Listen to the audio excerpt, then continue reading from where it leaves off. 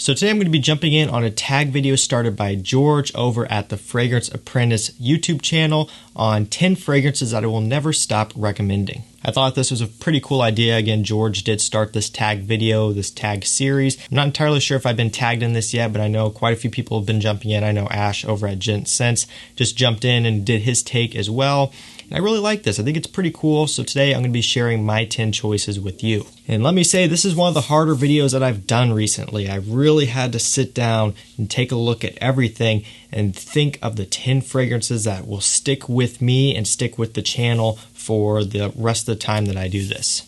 I have gotten it narrowed down to 10 so far for today, but I could have included 10 more easily at the minimum. So I might do a follow-up to this video if you guys end up liking it. So let's go and jump right into it. 10 fragrances that I'll never stop recommending. First fragrance up, we have Acqua Di Gio Profumo. So this one, if you go way back to the very beginning of my channel, you will see this fragrance everywhere. I was talking about this one all the time, and I was also just wearing this fragrance all the time. This one, when I discovered it, instantly became one of my favorites. There's something about the dry down of this one that was just really magical to me. Love the incense. I love the aquatic notes mixing with it. I love that touch of patchouli in there as well in the dry down. I just think it's a really well done flanker and miles ahead of the original Acqua Di Gio. And honestly, miles ahead of all the other flankers as well. Profondo is up there pretty close. I really do like Profondo, but Profumo is still just one of those fragrances that even when I smell it now, I'm like, man, that is good.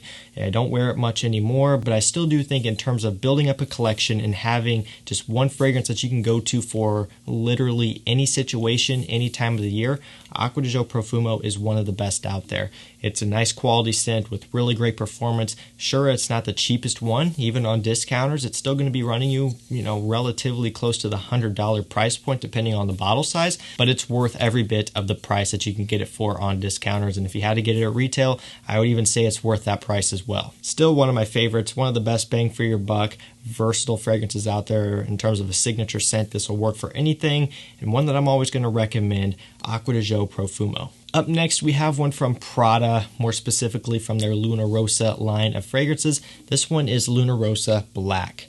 Really, really well done, tonka bean, warm, powdery scent. This is perfect for an evening out. This is perfect for a dinner or something like that, just more kind of in the warm setting, in the evening setting, when perhaps you are in the fall and in the winter time. Spring and summer, we're not really going to be the best for this one unless you are in the evenings and you wanted to wear it on a date or something like that, and you didn't want to wear just an aquatic to a date or a dinner out, and you wanted to go with something that's maybe a little bit more classy, a little bit more mysterious, a little bit more warm and inviting. Prada Luna Rossa Black is the way to go. Keep in mind, this is a very powdery scent, and I say that because not everyone's going to be into this one, but for me and for a lot of people, this stuff is one that you will really enjoy. This one shocked me. I was surprised at how much I ended up liking this one, and I was also surprised at how much my girlfriend likes this one as well. She's always been into more of the freshies, but she loves this fragrance. She always requests me to wear this one, which works out good because I love wearing it. It's got just the right amount of performance in terms of projection, so it's not a beast mode one that projects super far. It's one that draws people in. It is a bit more refined in terms of its delivery. Longevity, though, is really good. It will last you through the day. Just overall, a really well done, smooth, well put together fragrance, and one that I can't speak highly enough of. Prada Luna Rossa Black. Highly recommend you give this one a shot. Up next, we have a fragrance from Yves Saint Laurent. This one is M7 Oud Absolu. So maybe not the YSL fragrance you were expecting. La Nuit de L'Homme, a couple of the other flankers in both of those lines are great as well. But for me, M7 is just so good. It's so timeless. Of course, this is the newest version of it. It's not the original in the original bottle back when Tom Ford was the creative director and he directed that scent initially. This is the rebottled, but as far as I'm aware, it smells pretty close to the original. I haven't tried any of the originals. I've only gotten my hands on this style bottle and the all black version of this one, in the same shape of bottle, just all black, and they're the exact same scent. They just changed the bottle for whatever reason. This stuff is awesome. Nice oud, patchouli, a nice creamy orange up top. Smells amazing. The oud is very refined, it's very laid back, and it's not offensive at all. It's very wearable, it's a very fresh, light oud, and the scent overall is just very wearable as well. There's a little bit of myrrh in the base of this one, just adding a bit more of a sweet touch.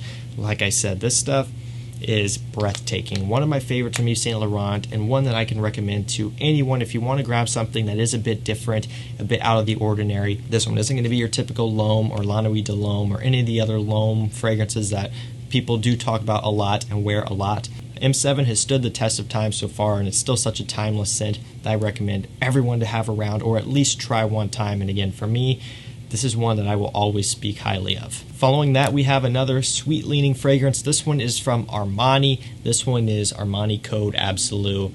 I'll tell you what, this is a fantastic flanker. Very, very good job on this one. This one has tonka bean, suede, vanilla, has a few of the main notes in this one. The tonka bean gives it a powderiness. The suede kind of gives it this leathery touch. Not very strong, but it is there and prominent. And of course, a nice warm, sweet vanilla, just adding to the warmth and to the sexiness and really just the inviting nature that this one has. Another one that is perfect for dates and evenings out, and another one that is perfect for fall and winter time. Cooler weather, this stuff is a stunner. And another one where it is a bit more refined in terms of projection, not anything that is super, super strong and room filling. And I say that again because I know a lot of people really prioritize that. People want stuff that will fill a room. This will not do that, but it will draw people in closer to you. And like with the Prada we talked about in the beginning of the video, this one does have really good longevity to go along with that more moderate projection as well. So it's really just in that sweet spot of being refined and kind of classy because it's not a room filler. Still has a bit of a playfulness to it, and it will pull people in and have them wondering what you're wearing. Armani Oud Absolu, killer fragrance, an amazing flanker, and one that I will always recommend. Up next, we have just one of those must-have fragrances. Like if you have a collection, chances are you probably do have this one or have owned it at some point. And if you don't have a collection, I would recommend to go out and purchase this fragrance. It is that good. It is that great of a blind buy. In my opinion, I blind bought this one back when I was first starting out my collection, and I've had it ever since then. This one is Dolce & Gabbana The One Eau de Parfum. Arguably one of the best date night fragrances out there. I would say on the designer side, this and La Nuit de L'Homme are two of my favorite date night fragrances. On the designer side, again, niche side, there would be some other options that I would throw in there, but for the designer side and just for affordable fragrances, this one is one of the best. Comes in right at about $50 on discounters. La Nuit de L'Homme is usually a bit more expensive, I think 70-ish or so. So the Dolce & Gabbana is definitely a cheaper price and still a really good fragrance. It's got tobacco, it's got amber, it's got grapefruit in the opening, a nice warm, sexy, spicy, alluring, inviting, and masculine fragrance. It smells so nice. Again, most of you probably know about this one, so I am kind of preaching to the choir, but you know, when I was putting this video together, I'm like, man, this stuff here I have so much respect for. I wear it to this day all the time. There's times where I will wear this one multiple days in a row just because I'm really digging it, I'm really feeling it. I love how it makes me feel when I wear it. I just love wearing it. It's just so versatile, especially here in the cooler months. Dolce & Gabbana The One Eau de Parfum, easily a fragrance that I will talk about on this channel forever. And to go along with that, Dolce & Gabbana The One EDP is also one of the main fragrances that I will recommend people when they're wanting to get into collecting and they don't want a freshie. That one right there is a perfect place to start if you want something that's not going to be citrus forward and you want something a bit more warm and inviting. Following along, we have Guerlain L'Homme Ideal Extreme. Look, this is the newest release, but I'll tell you what, the second I smelled this one, I knew it was something special. And I'm talking about right off the opening. I hadn't even hit the dry down yet, and I'm like, okay, this is something that I know is going to be phenomenal.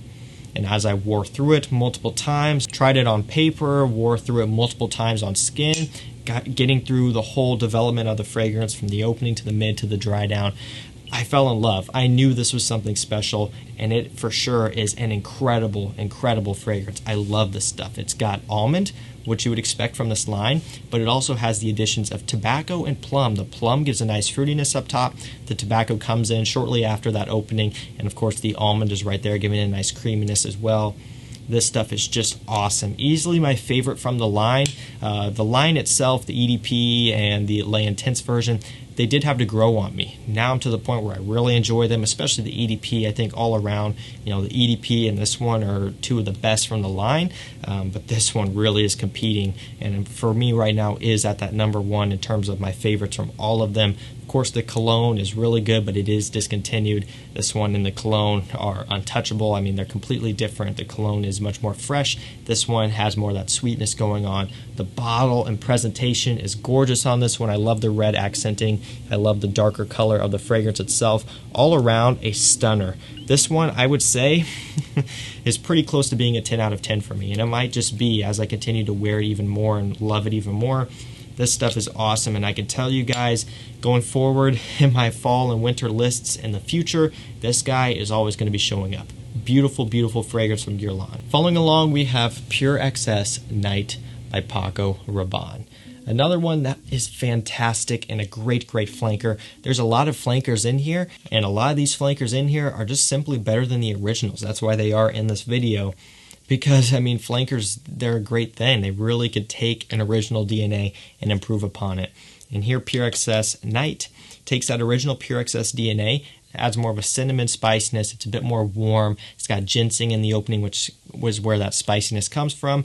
Nice cinnamon, nice myrrh. It's warm, it's inviting, it's very alluring, and it's not too youthful and too playful, even though it is a Paco Rabanne. Really, really well done. Great, great flanker here. And this is one that I can't say enough good things about. I love this one. I love wearing it in the wintertime. I just wore it not too long ago. Sprayed it on. Some of it ended up getting on my hoodie, and I could smell it on my hoodie the next day. It's very potent on skin and even more potent on clothing as well. Great performer, great all-around scent. Pure XS Night. Okay, we only have 3 more fragrances to go. Getting down to the end, up next we have Bvlgari Aqua Atlantique. Another freshie that I had to throw in here.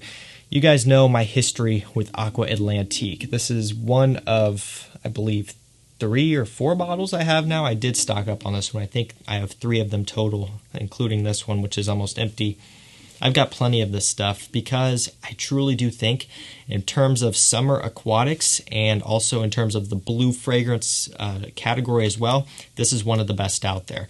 Acqua Di Gio Profumo, great for someone who all around wants to keep it classy and sophisticated and a bit more dressed up while also wearing it casual. Aqua Atlantique is for someone who wants to primarily keep it casual and fun and playful and smell like, you're going to have some fun on the beach or something like that. It has that blue fragrance DNA, very strong ambroxan in here, and also it has that aqua DNA, that Bvlgari aqua DNA that the original and the marine and Amara is known for. So it's a really nice hybrid. It's a great, great, well done scent with beast mode performance. One of the strongest aquatic blue fragrances that I own in my entire collection. 12 plus hours longevity, very strong, solid, consistent projection. And what I mean by that is when you first spray it on, from when you first spray it on till probably 5-6 hours in, it is pushing out pretty heavily that entire time. It's a really good performer, and in the summer heat, this stuff is a head-turning monster of a scent. I love it. I can never get enough of it. I love wearing this in the summertime. One that I will always recommend here on the channel, and you guys know it as well because you've seen it a lot. Bvlgari Aqua Atlantique. Second to last fragrance, we have John Varvatos Vintage. So I had to include a John Varvatos, and there's a lot of them that I could have included. There's a lot that I really like.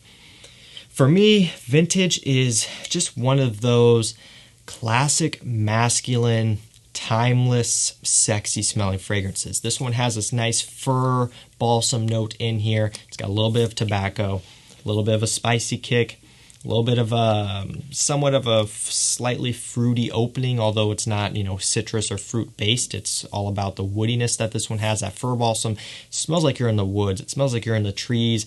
It's almost like you could picture someone wearing like a flannel, going out there, maybe chopping up some firewood to take back to the house to heat the house in the wintertime. It just has this very masculine, woody presence about it. Smells amazing. The quality on this one is untouchable for the price that this one is at, which is about, I believe, $35 or so on discounters, making this one of the best bang for your buck fragrances out there on the cheap side of things because of the quality. It's amazing. The scent profile and the blend of notes is amazing. Everything about this fragrance is great except for the performance may be a bit underwhelming for some. I'll get a good 6 hours or so longevity out of it with moderate projection, kind of a low moderate projection. It doesn't project all that much, but I'll live with it because the stuff, it just smells so good. And these John Varvatos fragrances, what they don't have in performance, they make up for in quality and just how they wear on the skin and how unique they are. I would easily overspray this one because, again, it is affordable, about $35. One that I will always recommend, a great fragrance from the house of John Varvatos. And last up, you probably hear that and you know what's coming next. This one, Spicebomb Extreme. Another one where I'm sure you realize by now that I am not fibbing when I say that this one will always be talked about and will always be included on the channel. I mean, the majority of these here you have seen a lot. Of course, we did have a couple slightly newer ones, but I know going forward that they're going to be included for the rest of me making videos. Spicebomb Extreme has been around since last winter on the channel for me. It has been included a lot of times since then, and it is just a fantastic one. One where when I first smelled it, I knew right away that I loved it. I love the original Spicebomb. That's what I had first. And when Extreme came out, I waited a few years just because I didn't really want to pay the price for this one. It is on discount or still over $100, which can be a tough pill to swallow, but it is worth the price 100 times over. I'm so glad I bought it.